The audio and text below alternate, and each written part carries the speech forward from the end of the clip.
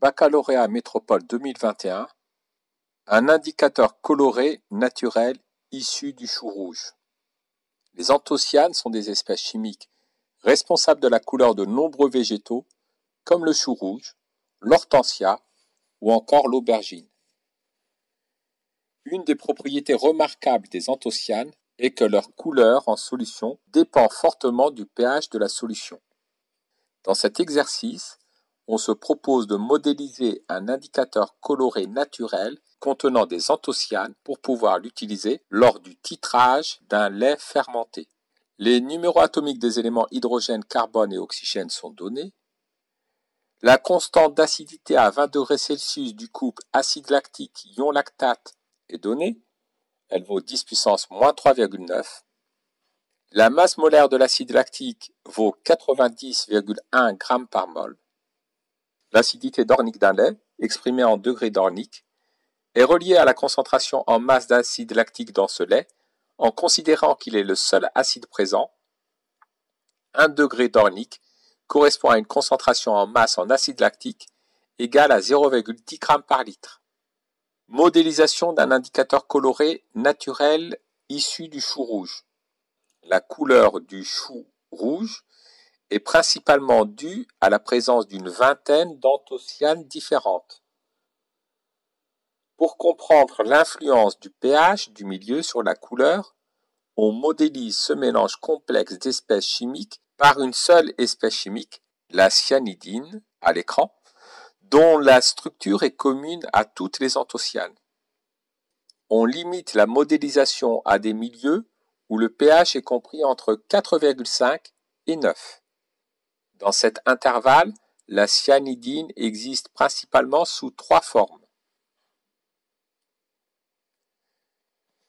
Au laboratoire, on prépare une solution de jus de chou rouge en faisant macérer pendant 10 minutes dans de l'eau distillée chaude le quart d'un chou rouge coupé en morceaux. On filtre le mélange et on obtient une solution aqueuse de couleur violet-bleu intense. On fait varier le pH de la solution et on note la couleur correspondante. Justifier que la forme numéro 1 est une espèce amphotère. Alors la forme numéro 1 peut céder un proton H+ pour donner la forme numéro 2. Dans ce cas-là, la forme numéro 1 agit comme acide, dont la base conjuguée est la forme numéro 2. Mais la forme numéro 1 peut également capter un proton pour donner la forme numéro 3. Dans ce cas-là, la forme numéro 1 agit comme une base, dont l'acide conjugué est la forme numéro 3. La forme numéro 1 peut agir comme acide ou comme base, c'est donc une espèce amphotère. Recopier puis compléter les pointillés du diagramme de prédominance ci-après pour cet indicateur coloré. Associer une couleur à chaque forme en solution aqueuse. Plus le pH diminue, plus l'espèce est acide, plus elle s'enrichit en protons H+. Donc la forme numéro 1 étant une espèce amphotère, elle est située au milieu. La forme numéro 1 peut céder un proton H+, afin de donner la forme numéro 2, qui est la base conjuguée de la forme numéro 1, qui est donc celle qui prédomine à pH supérieur à 8,4. Mais la forme numéro 1 peut agir en tant que base et donc capter un proton H+, pour donner l'acide conjugué, qui est la forme numéro 3. La forme numéro 3 est donc celle qui prédomine à pH inférieur à 5,5. Pour un pH inférieur à 5,5, nous voyons que la couleur de la solution de chou rouge est violet. Donc la forme numéro 3 est de couleur violette. Pour un pH compris entre 6,2 et 7,1, la couleur de la solution de chou rouge est bleue. Donc la forme numéro 1 est bleue. Pour un pH supérieur à 8,4, la solution de chou rouge est verte. Donc la forme numéro 2 est de couleur verte. Titrage d'un lait fermenté. Pour préparer des fromages ou des yaourts, il est nécessaire de faire fermenter du lait frais. Des bactéries appelées ferments lactiques sont utilisées pour transformer notamment le lactose du lait frais en acide lactique. L'acide lactique est représenté à droite de l'écran. Lors de la fabrication des produits laitiers, pour déterminer l'avancement de la fermentation du lait, les techniciens réalisent un titrage acido-basique de l'acide lactique formé afin de déterminer l'acidité dornique. L'acidité dornique d'un lait doit être supérieure à 80 degrés dorniques pour pouvoir fabriquer un yaourt. Représenter le schéma de Lewis de l'ion lactate. Nous avons la formule topologique de l'acide lactique. L'acide lactique est un acide car il peut céder un proton H+ au niveau du groupe carboxyle et donner ainsi l'ion lactate, dont la formule topologique est représentée à l'écran. Représentons maintenant le schéma de Lewis de l'ion lactate. En formule topologique, lorsque rien n'est indiqué aux extrémités d'une liaison, c'est que l'extrémité de la liaison est occupée par un atome de carbone. Les atomes de carbone forment 4 liaisons de valence pour vérifier la règle de l'octet. Les atomes d'hydrogène reliés aux atomes de carbone ne sont pas représentés dans la formule topologique. Aussi, cet atome de carbone, à gauche, comme il forme déjà une liaison covalente avec un autre atome de carbone, s'entoure de 3 atomes d'hydrogène pour former 3 autres liaisons covalentes. Le deuxième atome de carbone, situé ici, forme déjà 3 liaisons covalentes visibles sur la formule topologique. Il lui en manque donc une qu'il forme avec un atome d'hydrogène. Donc je résume, ici nous avons un groupe CH3, ici CH. Enfin, le troisième atome de carbone forme déjà 4 liaisons covalentes visibles à l'écran. Il n'est donc relié à aucun autre atome d'hydrogène. Voici la formule développée tout d'abord de l'ion lactate. Comme c'est le schéma de Lewis qui nous est demandé, en plus des doublets liants, c'est-à-dire en plus des liaisons covalentes, on doit représenter les doublets non liants. Dans une molécule, l'atome d'hydrogène doit vérifier la règle du duet. Il doit donc s'entourer d'un seul doublet qui est une liaison covalente. C'est ce qui est vérifié. L'atome de carbone, pour vérifier la règle de l'octet, lui doit s'entourer de 8 électrons de valence, c'est-à-dire 4 doublets liants. C'est le cas pour chacun des atomes de carbone. En ce qui concerne les atomes d'oxygène, ils doivent également vérifier la règle de l'octet, donc s'entourer de 8 électrons de valence, c'est-à-dire de 4 doublets, liants et non liants. Cet atome d'oxygène ayant déjà 2 doublets liants, il doit avoir 2 doublets non liants afin de vérifier la règle de l'octet. Cet atome d'oxygène doit également vérifier la règle de l'octet. Donc il doit s'entourer de 4 doublets au total. Comme 2 doublets liants sont déjà représentés, il doit être entouré de 2 autres doublets non liants. Et enfin, cet atome d'oxygène, pour vérifier la règle de l'octet, doit s'entourer de 4 doublets au total. Un doublet liant est déjà représenté, donc il lui manque 3 doublets non liants. Voici donc le schéma de Lewis de l'ion lactate en bleu. Justifier que la fermentation du lait contribue à acidifier celui-ci. On nous dit qu'au cours de la fermentation du lait, il se forme de l'acide lactique. Eh bien, l'acide lactique produit contribue à acidifier le lait. On veut modéliser la transformation chimique entre l'acide lactique et l'eau du lait. On notera AH de l'acide lactique et A- l'ion lactate. écrire l'équation de la réaction modélisant cette transformation chimique. L'acide lactique va agir en tant qu'acide et donc céder un proton H+ pour former l'ion lactate A-. L'eau va, elle, agir en tant que base. Elle va donc capter le proton cédé par l'acide lactique pour former l'ion oxonium H3O+.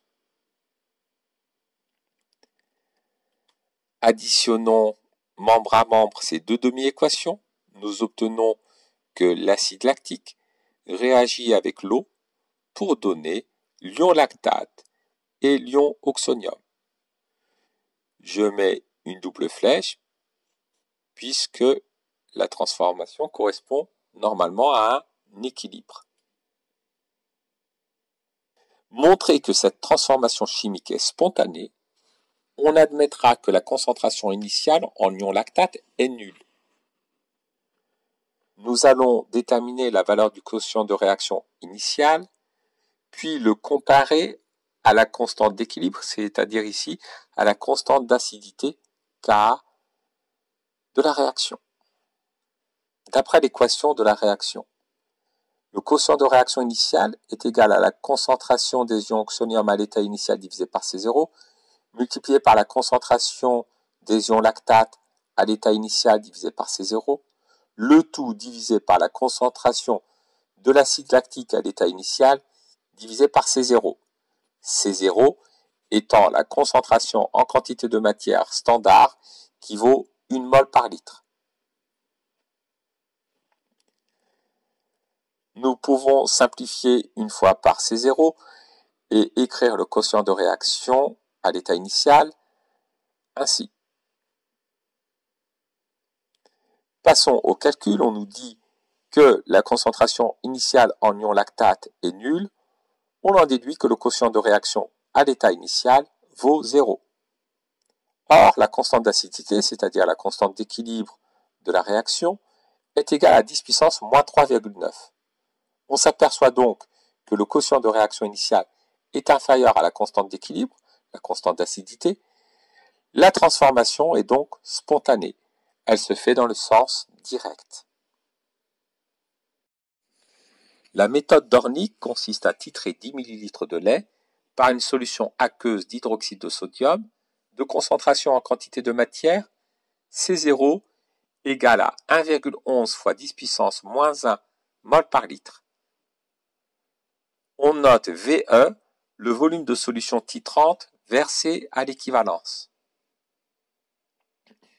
On modélise la transformation chimique mise en jeu lors de ce titrage par une réaction support dont l'équation est la suivante. 1 mol d'acide lactique réagit avec 1 mol d'ion hydroxyde pour donner 1 mol d'ion lactate et 1 mol d'eau.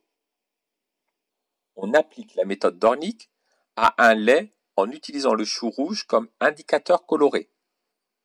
Le pH initial vaut 5,9 et le pH à l'équivalence vaut 8,3. Le volume versé à l'équivalence est égal à 2,8 ml. Justifier que le jus de chou rouge peut être utilisé pour repérer l'équivalence de ce titrage et préciser le changement de couleur du milieu. Pour qu'un indicateur coloré puisse être utilisé pour repérer l'équivalence d'un titrage, il faut que le pH à l'équivalence soit compris dans la zone de virage de l'indicateur coloré. Ici, le pH à l'équivalence vaut 8,3. On s'aperçoit que le pH à l'équivalence de 8,3 est compris dans la zone de virage 7,1, 8,4 du chou rouge. Donc, le chou rouge peut être utilisé comme indicateur coloré pour repérer l'équivalence. Comme au cours du dosage, le pH augmente,